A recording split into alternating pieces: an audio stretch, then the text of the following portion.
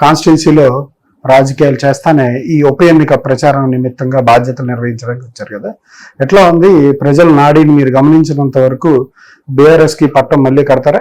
ముందుగా మాగంటి గోపీనాథ్ ప్రజల మనసుల్లో నిలుపుతూ ఉన్నవాడు. అందుకే 3 పర్యాయాలు ఆయన నిండు మనసుతో ఆశీర్వదించి గెలిపించిన ప్రజలు.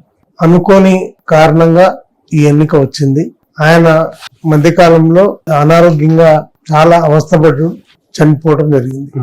జరుగుతున్నటువంటి ఈ ఎన్నిక మీకందరికి తెలుసు.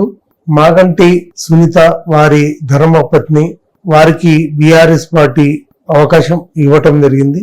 ఇక్కడున్న అన్ని డివిజన్లలో నిండు మనసుతో ఆమెను ఆశీర్వదించి గెలిపించడానికి సిద్ధంగా ఉన్నారు.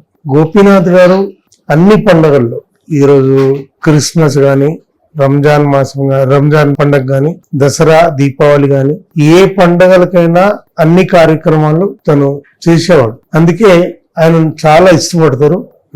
ఈ రోజు కుల మతాలకి అతీతంగా ఓన్లీ హిందూ అని కాదు, ముస్లిం అని కాదు, క్రిస్టియన్ కాదు, అదే కాకుండా భారతదేశంలోని చాలా ప్రాంతాల వాళ్ళు ఈ జూబ్లీ హిల్స్ లో కాన్స్టిట్యున్సీ లో నివాసం ఉంటున్నారు. ఇక్కడ ఉన్నవి జూబ్లీ హిల్స్ అనేది పేరుకే గాని 80% స్లమ్స్ ఉంటాయి.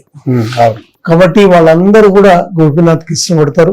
ఈ ఎన్నికలు జరుగుతున్నది జూబ్లీ హిల్స్ లో నామమాత్రంగా జరుగుతున్న ఎన్నిక కాబట్టి ఖచ్చితంగా గోపీనాథ్ గారిని నిండు మనసుతో ఆశీర్వదిస్తారు. మాగంటి గోపి గారితో పరిచయం ఉందా? బాగా నియోజకవర్గం ప్రజల గురించి ఏం చెప్తా ఉండేవాళ్ళు? ఏ సమస్యలు తీర్చాలని మీతో ప్రజలు ఒకటే కోరుకుంటున్నారు. ఈ 2 ఏళ్ళు అయితే కాంగ్రెస్ ప్రభుత్వం మాకేం చేయలేదు, రేపు చేస్తారనే నమ్మకము మాకు లేదు. కానీ రేవంత్ సర్కారుకు బుద్ధి రావాలంటే మీరే గెలవాలి, మిమ్మల్ని గెలిపిస్తాం. రేపు రాబోయే అధికారం కూడా మీదే, మేమే మీకు తోడు ఉంటాం. కనీసం ఈ రాష్ట్రంలో వాళ్ళు ఇచ్చిన హామీలు గాని అవన్నీ నెరవేరాలంటే ఫైట్ చేసే వాళ్ళు కావాలి. మా గొంతుకై మీరు కొట్లాడాలి, కాబట్టి మీరు కంపల్సరీ గెలవాలి, మిమ్మల్ని గెలిపిస్తామని ప్రజలు నిండు మనసుతో కోరుకుంటున్నారు.